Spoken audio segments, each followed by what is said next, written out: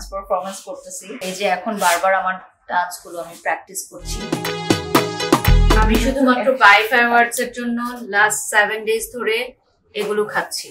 আজকে vibe awards শেষ করে রাতে বাসায় গিয়ে আমি আরাম করে ভাত খাবো।